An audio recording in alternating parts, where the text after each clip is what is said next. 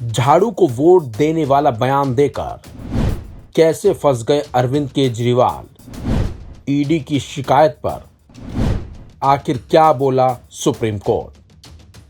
दिल्ली शराब घोटाला केस में फिलहाल तो दिल्ली के सीएम अरविंद केजरीवाल अंतरिम जमानत पर जेल से बाहर हैं, लेकिन जेल से बाहर आते ही उन्होंने एक बयान दिया था जो उनके लिए अब परेशानी भी खड़ी करने वाला है। दरअसल अरविंद केजरीवाल ने एक बयान में कहा था कि अगर झाड़ू को वोट दिया तो मुझे दोबारा जेल नहीं जाना पड़ेगा। तो वहीं गुरुवार को कथित शराब घोटाले में गिरफ्तारी के खिलाफ अरविंद केजरीवाल की याचिका पर सुनवाई हुई। जस्टिस संजीव खन्ना और दीपांकर दत्ता की बेंच के सामने ईडी और केजरीवाल की तरफ से कई दलीलें पेश की गईं।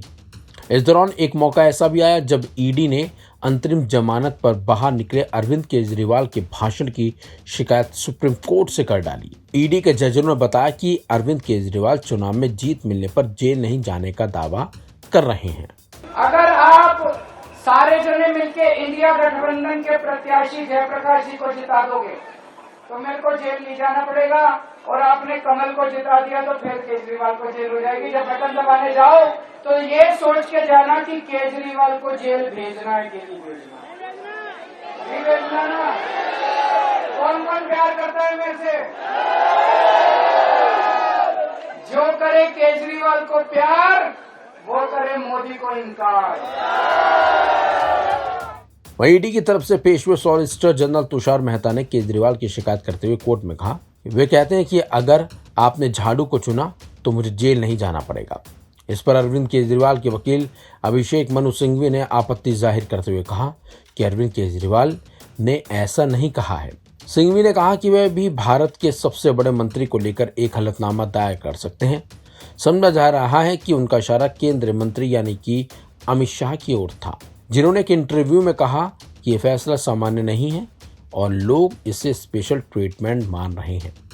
तो वहीं सुप्रीम कोर्ट ने अरविंद केजरीवाल के इस बयान पर ईडी की आपत्ति पर विचार करने से इनकार कर दिया और कहा कि अगर लोग आम आदमी पार्टी को वोट देंगे तो वो 2 जून को जेल वापस नहीं जाएंगे। बेंच ने कहा कि ये उनकी कल्पना है, हम कुछ नहीं कह सकते हैं। साथ ही कोर्ट ने कहा कि उनका फैसला पूरी तरह से स्पष्ट है। आपको बता दें, कोर्ट ने केजरीवाल को 21 दिन की अंतरिम जमानत देते हुए कहा था कि उन्हें 2 जून को सरेंडर करना होगा। सिंघवी की ओर से केंद्रीय मंत्री के बयान का जिक्र करने पर सुप्रीम कोर्ट ने कहा कि फैसले के आलोचनात्मक विश्लेषण का स्वागत है। साथ साथ कोर्ट ने यह भी कहा कि हमने किसी व्यक्ति के लिए कोई अपवाद नहीं बनाया। हमने अपने आदेश में कहा है जो हमने पाया है वह नियोजित था। इस खबर फिलहाल बस इतना ही। अपडेट्स के लिए बने रहिए वन इंडिया हिंदी के साथ।